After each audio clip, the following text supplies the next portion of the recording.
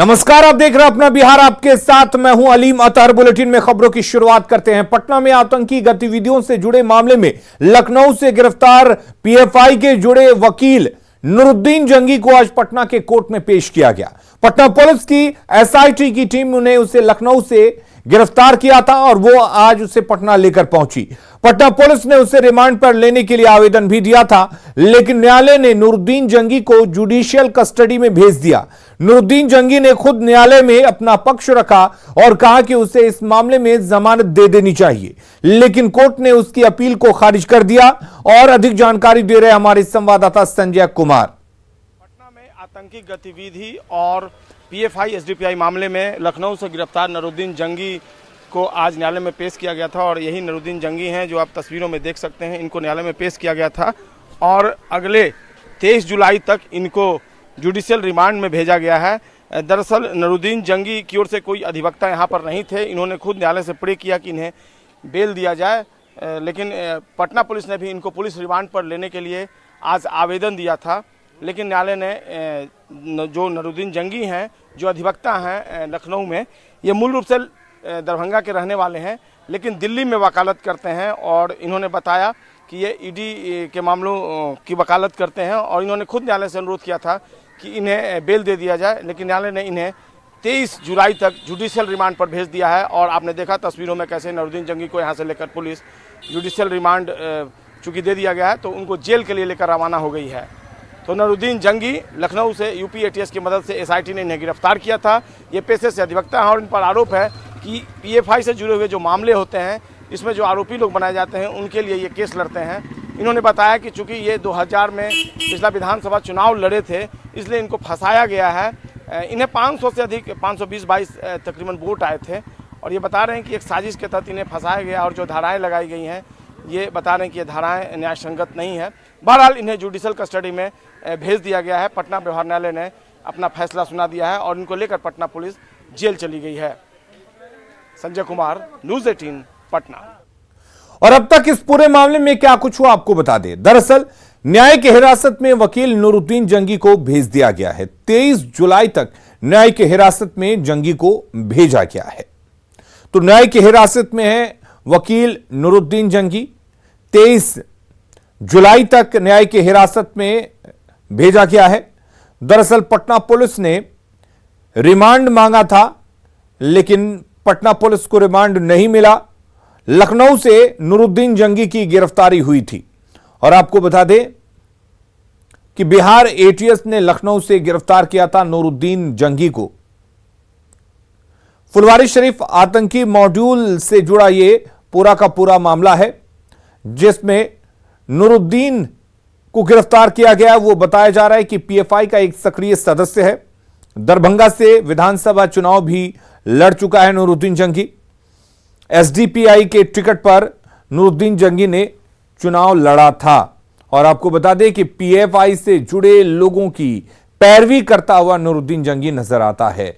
तो फुलवारीशरीफ जिहादी training camp मामले में पुलिस लगातार बाकी आरोपियों की गिरफ्तारी में जुटी हुई है। अब तक 26 में से 4 आरोपियों की गिरफ्तारी हो चुकी है। वहीं नौबतपुर थाने में भी एक संदिग्ध को पकड़ कर रखा गया है। सूत्रों के मुताबिक इसे भी आरोपी नूरुद्दीन जंगी के साथ लखनऊ से गिरफ्तार किया गया है। हालांकि पुलिस ने इसके नाम का अब तक खुलासा नहीं किया, नाम को डिस्क्लोज नहीं किया गया है। ये जो पुलिस की गाड़ी आप देख रहे हैं, इसी में उस संदिग्ध को रखा गया, लेकिन पुलिस इस बारे में कुछ भी नहीं बोल रही। तो फुलवारीशरीफ टेरर केस में आरोपी दरभंगा के सनौल्ला उर्फ आकिब का एक वीडियो सामने आया है, जिसमें वो एक जगह पीएफआई का झंडा लहराता हुआ नजर आ रहा है। पुलिस सनौल्ला की तलाश में जुटी हुई है। सनौल्ला उन 26 नामजद आरोपियों के में से एक है जिनके खिलाफ पटना पुलिस ने एफआईआर दर्ज किया है। सनौल्ला के पिता का कहना है कि उनका बेटा पीएफआई से जुड़ा हुआ है, लेकिन कभी कुछ गलत नहीं किया। सनौल्ला के पिता शमशेर अहमद के मुताबिक उनका बेटा 13 जुलाई से घर नहीं आया है और उन्हें यह भी नहीं पता कि वो कहां है। स्टूडेंट लाइफ से जो है पीएफआई से जुड़ा हुआ, किस पद पर? समाज सेवी संस्था संघ से जुड़ा हुआ है। पीएफआई में किस पद पे थे? अभी तो फिलहाल सुनते हैं कि जनरल सेक्रेटरी के हत्या। अभी आपको क्या पता चला है कि पुलिस खोज रही है, पुलिस का घर जाएगा। हाँ मालूम है कि भाई पटना में जो प्रोग्राम हुआ है उसमें इन लोगों का जो है देश विरोधी एक्टिविटी पाया गया। ये सब इसको लेकर के जो है इन पर देश विरोधी का आरोप लगा हुआ। इसी पर जब पुलिस हाथ तलाश रही है, लेकिन ये सब आरोप बेबुनियाद है, गलत है। ऐसा कोई एक्टिविटी हम लोग नहीं उसके अंदर आज तक देखे कि मतलब देश विरोधी हो, बल्कि जो भी काम इन लोगों का होता है संविधान के दायरे में रहते होता है। गंगा के जलस्तर में वृद्धि होने के बाद एक बार फिर दियारावासी जान हथेली पर रखकर सफर कर रहे हैं। जिस नाव की क्षमता अधिकतम 40 सवारी की है, वहां दोगुनी क्षमता में यात्री उस नाव से उस पार जा रहे हैं, जिससे कभी भी बड़ा हादसा हो सकता है। इससे इनकार नहीं किया जा सकता। दीघा घाट का जायजा लिया संवाददाता रजनीश कुमार ने।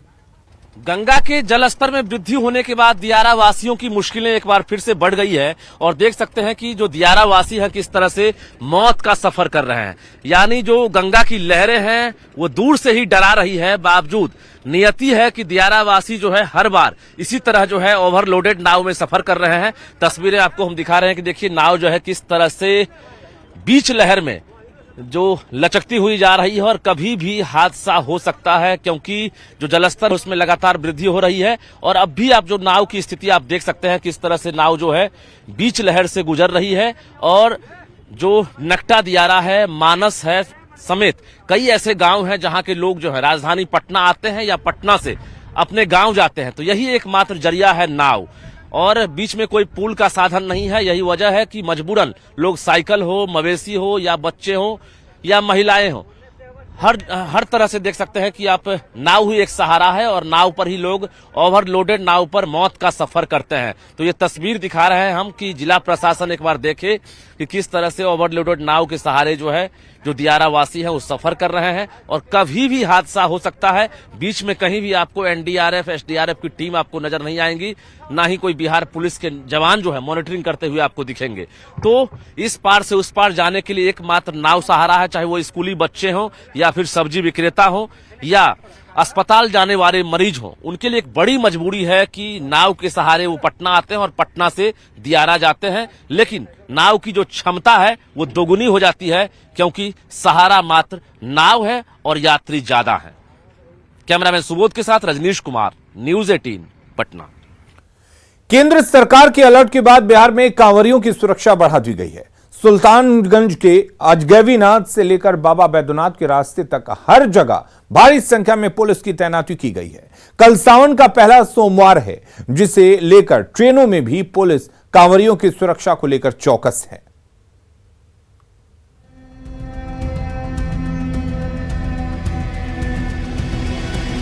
खाकी वर्दी में पुलिस वाले,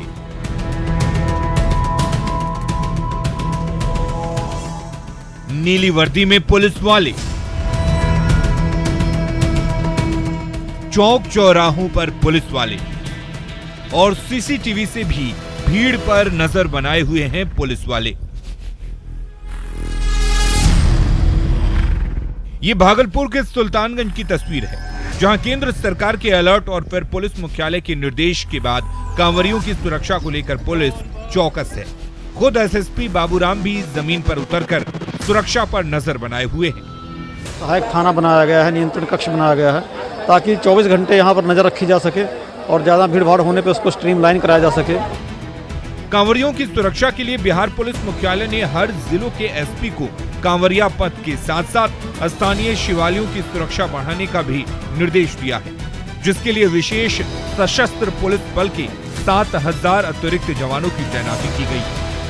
रेल जिला पुलिस को भी अतिरिक्त बल उपलब्ध कराया गया, खासकर जमालपुर रेल जिला को अतिरिक्त बल उपलब्ध कराया गया। सबसे ज़्यादा भीड़ वहीं पर होती है। जिलों में जो इसके अलावा अंदरूनी बल उपलब्ध है, उससे उस जिले के जो मुख्य मंदिर हैं जहां पर ये श्रावणी मेला चलेगा, उसका डेपुटेशन किया गया है। कांवरियों की सुरक्षा के लिए रेलवे स्टेशन और ट्रेनों में खास इंतजाम किए गए हैं, ताकि भोले के भक्तों के खिलाफ किसी की भी नापाक साजिश कामयाब ना हो सके। भागलपुर से विकास कुमार सिंह के साथ अमित कुमार, न्यूज 18 पटना। और इस वक्त एक बड़ी खबर का रुख कर लेते हैं। पटना से बड़ी खबर आ रही है। फुलवारी शरीफ आतंकवादी जो मॉड्यूल है उस मामले से जुड़ी हुई है बड़ी खबर आपको बता दें। एनआईए, आईबी और रॉ की टीम पटना पहुंची हुई है। बिहार के आला अधिकारियों के साथ बैठक हो रही है। करीब 1.5 घंटे तक यह बैठक चली है। मरगूब उर्फ ताहिर के बारे में जानकारी ली गई है। रॉ और एनआईए ने कई जानकारियां ली हैं। जल्द ही फुलवारी शरीफ और मरगूब उर्फ ताहिर से जुड़े केस को यह टीम टेक ओवर करेगी। और अमित हमारे साथ जुड़े हुए। अमित, क्या कुछ जानकारी है? देखिए, जो जानकारी है उसके मुताबिक फुलवारी शरीफ मॉड्यूल जो है, आतंक का मॉड्यूल जो है, उस मामले की जांच जो है वो अब तक एटीएस और बिहार एटीएस और पटना पुलिस कर रही थी। लेकिन अभी जो जानकारी मिली है, बड़ी खबर हम दर्शकों को बता रहे हैं कि आईबी, रॉ और एनआईए तीनों के जो अधिकारी हैं वो पटना पहुंचे थे। दोपहर 12:40 की फ्लाइट से पटना पहुंचे और फिर यहाँ पे जो एटीएस चीफ हैं उनके साथ इन लोगों की बैठक हुई है। लगभग 1.5 घंटे तक ये बैठक चली। बैठक के बाद जो है ये रणनीति बनी है कि आगे किस तरह से और इस मामले में छानबीन की जानी है। हालांकि आधिकारिक तौर पे अभी एनआईए ने इस केस को टेक ओवर नहीं किया है और लेकिन जो बातें कही जा रही है कि जल्द ही एनआईए इस दोनों केस को संयुक्त तौर पे टेक ओवर करेगी और फिर पूरे मामले का अनुसंधान शुरू करेगी। सबसे बड़ी बात है कि इस मामले की गंभीरता इसी से समझी जा सकती है कि रॉ के अधिकारी भी आज पटना पहुंचे थे और यहाँ पे जो एनआईए चीफ हैं उनके साथ उन्होंने मीटिंग की। मीटिंग के दौरान जो है जो अब तक के प्रोग्रेस रिपोर्ट रहे हैं, जो अनुसंधान के तौर तरीके रहे हैं, उसके संदर्भ में काफी कुछ उन्होंने पूछताछ किया, छानबीन किया और फिर जो अपने शीर्ष अधिकारी हैं उनको तमाम जानकारी जो है वो उपलब्ध कराया है। तो कह सकते हैं कि ये 1.5 घंटे की मुलाकात जो है वो आगे जिस तरह से आतंक का गढ़ बनता जा रहा था फुलवारी शरीफ और एक बड़ा मॉड्यूल बनकर के सामने आया था, तो इसको आगे किस तरह से और क्रैक करने हैं, क्योंकि इस मामले में पाकिस्तान, बांग्लादेश, अफगानिस्तान, टर्की और दूसरी जो कंट्रीज है वहां से भी तार जुड़े हुए हैं। और जिस तरह से खुद ताहिर ने स्वीकारा था कि इसका जो इरादा था, नापाक इरादा, वो भारत में दहशत फैलाने को लेकर के था और एटीएस के अनुसंधान में भी ये बातें सामने आई कि किस तरह से बांग्लादेश और पाकिस्तान से लोग जुड़े हुए थे। व्हाट्सएप ग्रुप के जरिए जो है चैटिंग किया जाता था और किस तरह से स्लीपर सेल्स यहाँ तैयार की जा रहे थे। तो तमाम चीजों को कैसे आगे क्रैक और करना है, तो इसमें रॉ भी अपनी सहयोग करेगी। एनआईए जो है जब इस पूरे मामले का कवर करेगी दोनों मामले को, तो उसमें रॉ की भी संलिप्तता होगी, रॉ भी जो है साथ देगी। और आईबी ऑलरेडी पहले से ही आईबी जो है छानबीन कर रही थी। आईबी के इनपुट पे ही पटना पुलिस ने इस केस को क्रैक किया और गिरफ्तारियां की हैं। अभी गिरफ्तारियों का सिलसिला आगे जारी है। एनआईए, रॉ, आईबी, इन सबकी बैठक जो हुई है बिहार के आला अधिकारियों के साथ और जो जानकारियां ली गई हैं, मान लीजिए कि जब एनआईए इस केस को टेक ओवर करेगी तो क्या नए सिरे से जांच शुरू होगी या जो जांच की गई है और जो जानकारी हासिल की गई है उसी को आगे बढ़ाया जाएगा?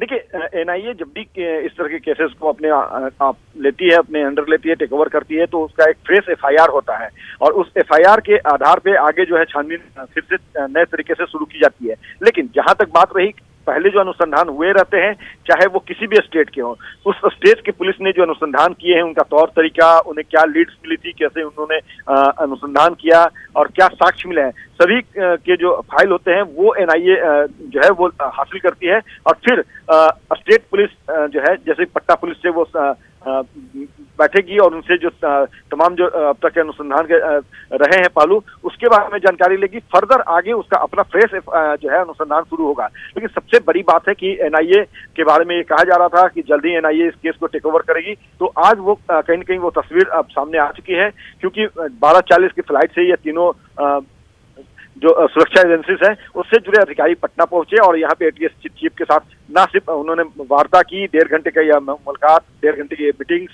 और उस मीटिंग में वो तमाम तार्किक जो छानबीन के तरीके थे उसके पहलुओं को वो जाने और आगे अनुसंधान किस तरह से आगे और ले करके चलना है, इस रणनीति पर तमाम जो अधिकारी थे, शीर्ष अधिकारी सुरक्षा एजेंसी से जुड़े हुए, उन्होंने मीटिंग की है और अब फिर बिल्कुल साफ है, जल्द ही एनआईए इस दोनों केस को टेक ओवर करके अनुसंधान अपने तरीके से शुरू करेगी। बिल्कुल अमित, जब एनआईए इस केस को टेक ओवर करेगी तो जाहिर सी बात है कि इस पूरे मामले को परत दर परत उधेड़ेगी, इसके तह तक जाएगी। अब तक करीब 26 नाम सामने आ चुके हैं, कई गिरफ्तारियां भी हो चुकी हैं। तो अगर एनआईए इसको टेक ओवर करती है तो यह माना जाए कि और भी कई नाम सामने आएंगे। जाहिर सी बात है, क्योंकि देखिए जो व्हाट्सएप ग्रुप बनाया था ताहिर ने, उसमें तो काफी लोग जो है अलग अलग देश के से भी हैं।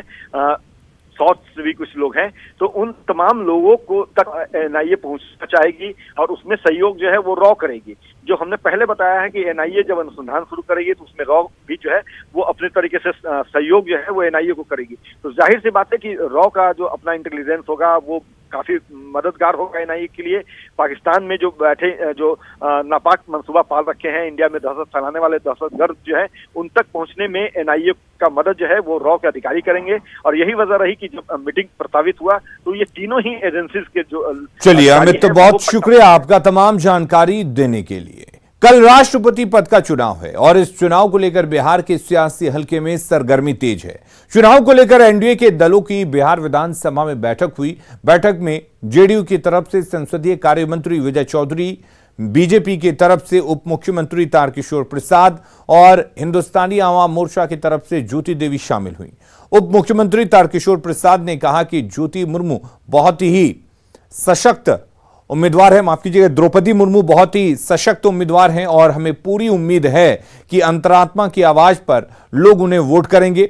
वहीं जेडीयू के वरिष्ठ नेता और मंत्री विजय चौधरी ने राष्ट्रपति चुनाव में एनडीए उम्मीदवार की जीत का दावा किया है। एनडीए की जो उम्मीदवार हैं वो जनजातीय समाज से आती हैं और विधायक से लेकर मंत्री पद से लेकर महामहिम राज्यपाल तक की उनकी जो राजनीतिक और सामाजिक यात्रा रही है वो यात्रा का एक शानदार उनका ट्रैक है। और राष्ट्रपति पद सर्वोच्च पद है भारत ऐसे लोकतांत्रिक देश के लिए। नहीं, देखिए इसमें तो कोई दो राय नहीं है कि एनडीए के उम्मीदवार जो हैं इतना सशक्त उम्मीदवार शायद राष्ट्रपति के चुनाव में अभी तक नहीं उम्मीदवार के रूप में आई थी। आप देख रहे हैं विपक्ष के लोग या विपक्ष के मतदाता पार्टियां जो हैं वो कितने असमंजस की स्थिति में है। ये कोई छिपी हुई बात नहीं है। हम महिला के प्रति ज़्यादा रुचि रखें, शुरू से ही महिलाओं के हक अधिकार की बात करते आए। सामाजिक काम में भी महिलाओं के हम साथ चले हैं, इसलिए बड़ी खुशी की बात है कि इतिहास में एक आदिवासी महिला को मौका इस जगह पर दिया गया है। तो हम अपना मत माननीय मुर्मू जी को मैं दूंगी और जो भी महिलाएं हैं या जो भी दल के लोग हैं मुझे पूरी अपेक्षा है कि उनके प्रति सभी को सहानुभूति है। मामला ये नहीं है कि आदिवासी को बैठा करके आदिवासियों का किस्मत लूटने का मामला है। अभी रामनाथ कोविंद जी हमारे महामहिम राष्ट्रपति जी बैठे हुए हैं और उनके दलितों के हत्या, उनके बलात्कार, उनके अधिकार का हनन, उनके अधिकार को छीनने, संविधान को तोड़ मरोड़ करने पर कहीं मुंह नहीं खोला। तो लोगों ने देखा ये प्रतीक की राजनीति है। जिस तरह से प्रतीक की राजनीति करके देश को अशांत किए हुए हैं, देश की ताना बाना छीन हो रहा है, उसी तरह से संविधान का भी धज्जी और मजाक उड़ाया जा रहा है। आप देख रहे हैं कि चाहे पद कोई हो, कैसे लोगों को ये बैठाने का काम कर रहे हैं। और अपना बिहार के इस बुलेटिन में फिलहाल के लिए इतना ही, लेकिन खबरें लगातार जारी हैं। आप बने रहिए न्यूज़ 18 बिहार झारखंड के साथ।